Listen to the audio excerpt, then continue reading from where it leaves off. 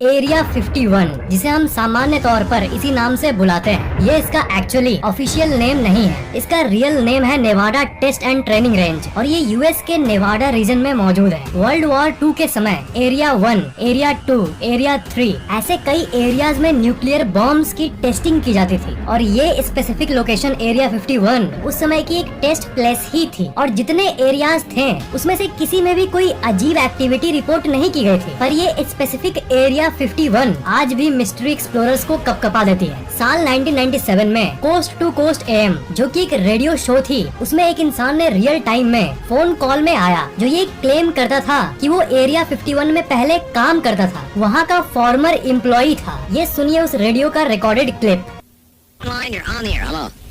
Hello, Art? Yes. Hi. I don't have a whole lot of time.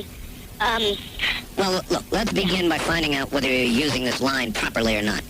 Area 51. Yeah, that's right. Were you an employee or are you now? A former employee. Former employee. I was let go on a medical discharge about a week ago, and I've kind of been running across the country. Man, I don't know where to start. They're gonna. They'll triangulate on this position really soon. So you can't spend a lot of time on the phone, so give us something quick. Okay, okay, what we're thinking of as aliens are, they're extra-dimensional beings that an earlier precursor of the space program made contact with. They are not what they claim to be. They have infiltrated a lot of aspects of the military establishment, particularly the Area 51. The disasters that are coming, the military, the government knows about them, and there's a lot of safe areas in this world that they could begin moving the population to now, Art.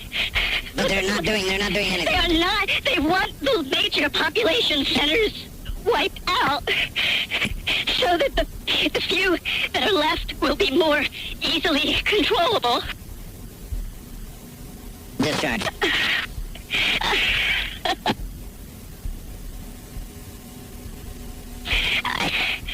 I started getting... radio show पर live ही बीच में phone call cut हो जाता है और उस अनजान इंसान का क्या हुआ ये किसी को भी नहीं पता। पर इसकी बातों पर ध्यान दिया आपने? इंटर डायमेंशनल बीइंग्स की बात की इसने। अगर आप गूगल मैप में एरिया 51 को देखोगे या फिर अपने ड्रोन कैमरे को इस जगह के ऊपर भेजोगे तो वो लोकेशन कुछ ऐसा दिखेगा। पर डू यू नो कि वहाँ ड्रोन्स अलाउड नहीं है। पर बहुत लोगों का ये मानना है कि ये just tip of the iceberg है, यानी सिर्फ झलक है। स्केप्टिक्स के हिसाब से इस जगह के नीचे एक पूरा का पूरा अंडरग्राउंड नेटवर्क टनल मौजूद है और उस एरिया पर जूम करने पर हमें ऐसे कई एंट्रेंसेस भी देखने मिलते हैं। इसमें कई दरवाजे दिखते हैं जो कि ये साफ साफ बताता है कि ये अंडरग्राउंड से कनेक्टेड है। एक इंसान है जिसका नाम है बॉब लेजार और वो ये क्लेम करता है कि वो एरिया 51 में पहले काम करता था और ये S4 नाम के एक डिपार्टमेंट में काम करता था। उसका ये कहना था कि उस डिपार्टमेंट में एलियंस की जो व्हीकल्स होती थी उनको स्टडी किया जाता था कि ये कैसे उड़ती है। जी हाँ, उसने ये कहा था कि एरिया 51 की टीम यूएफओज और एलियंस को कैप्चर करके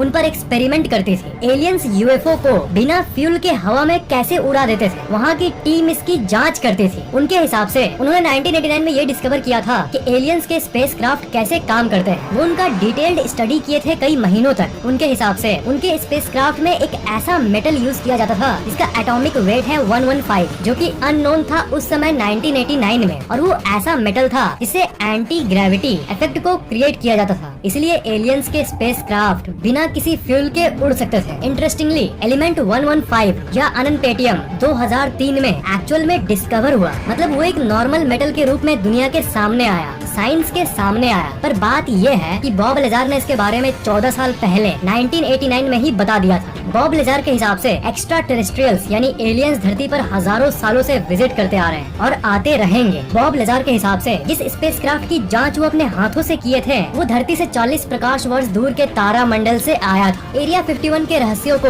और रहस्यमयी एक फैक्ट बना देती है कि कोई भी पैसेंजर एयरक्राफ्ट या हेलीकॉप्टर और यहाँ तक कि मिलिट्री एयरक्राफ्ट को भी इस एरिया के आस पास भी नहीं भटकने दिया जाता। ड्रोन्स तो दूर की बात है और किसी भी सैटेलाइट को एरिया 51 का फोटो ऊपर से खींचना मना है। है। और जितनी भी आप इमेजेस इंटरनेट में या यहाँ तक कि जो फोटोज आप इस वीडियो में देख रहे हो वो सब 10 से भी ज्यादा किलोमीटर दूर पहाड़ों पर से खींची गई है हाईटेक जूम कैमरा की मदद से। बहुत लोगों का मानना है कि ये सिर्फ एक मिलिट्री टेस्टिंग जोन है जहाँ पर मिलिट्री के वेपन्स टेस्ट होते हैं और यहाँ कुछ भी मिस्टीरियस नहीं है। पर यहाँ पर एक बात देख रहे हो, इतनी रेस्ट्रिक्शंस है इस एरिया को लेकर, लेकिन आज तक वहाँ की गवर्नमेंट ये नहीं बताई कि आखिर क्यों वो ये अलाउ नहीं करते। अगर सच में वहाँ कुछ नहीं है तो फिर इतनी रोक क्यों है उस जगह को लेकर। एयरक्राफ्ट अलाउड नहीं है, सैटेलाइट्स लाइव फोटो नहीं खींच सकते, जनरल पब्लिक का उसके आस पास भी भटकना मना है। और एक फैक्ट ये है कि एरिया 51 को ऑफिशियली एक असल जगह भी नहीं डिक्लेयर किया गया था अंटिल 2013, जब CIA ने पब्लिकली इस जगह के अस्तित्व पर हाँ कहा। रॉबर्ट लेजार नाम का व्यक्ति भी एरिया 51 के एनर्जी डिपार्टमेंट में काम करने का दावा करता है। एनर्जी डिपार्टमेंट में वो फ्लाइंग सॉसर्स यानी UFO के एनर्जी को हार्नेस करते थे एक लार्ज हार्नेसर मशीन के जरिए। उनके हिसाब से 2004 में डैन बुरिश नाम का व्यक्ति भी पब्लिक के सामने आया और वो भी कई भयंकर बातों को बताया। वो ये दावा किया कि वो एलियन वायरसेस को एलियन के बॉडी से निकालता था और उसके हिसाब से उसने एक एलियन से कंप्यूटर लैंग्वेज के जरिए कम्युनिकेट भी किया था जिस एलियन का नाम था जे रॉड। और एक स्टोरी के हिसाब से वैली सजा और बॉब फ्रॉस्ट एरिया 51 में काम करते थे और उन्हें अचानक इलनेस होने लगी और थ्योरीज के हिसाब से वहाँ पर कोई बहुत भयंकर एक्सपेरिमेंट की गई थी जिसमें ये दोनों इन्फेक्ट हो गए थे और आखिर में अनफॉर्चुनेटली उनकी मौत भी हो गई थी। बाद में इन दोनों की ये घटना को कवर अप करने की कोशिश की गई, छुपाने की कोशिश की गई। फिर एक अनजान व्यक्ति ने इन दोनों को न्याय दिलाने के लिए एरिया 51 पर एम्प्लॉइज का ख्याल न रखने का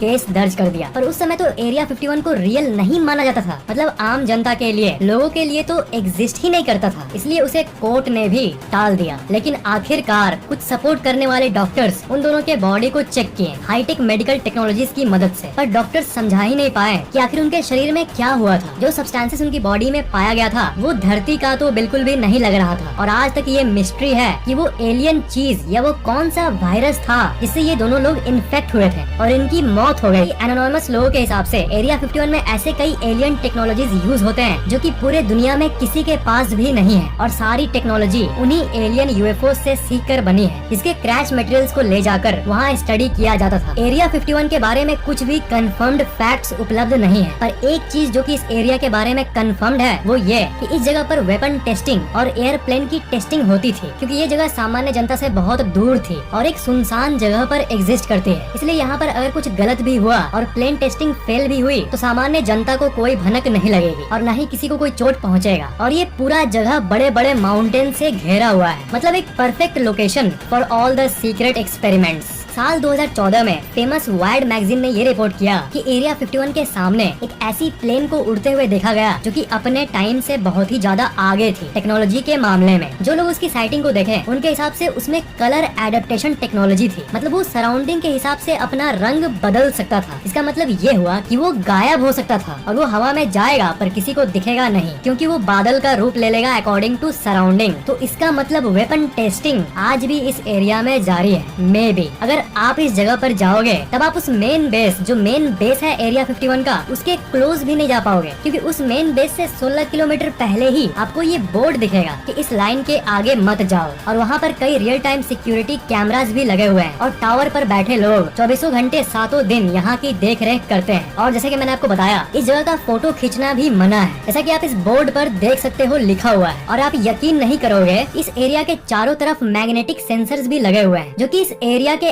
आसपास आने वाली सभी व्हीकल्स और एयर व्हीकल्स को सिग्नल देकर रोक देती है और व्हीकल्स के स्पीड को ट्रैक करती है और वो सारी इन्फॉर्मेशन वहाँ की सिक्योरिटी टीम तक जाती है। वहाँ की सिक्योरिटी टीम का एक एक्स गार्ड जिसका नाम था फ्रेड डनहैम, उसने ये रिवील किया कि उसे ये ऑर्डर मिला था कि अगर कोई उस बाउंड्री के आस पास भी दिखे, चाहे वो कोई भी हो, तो उसे गोली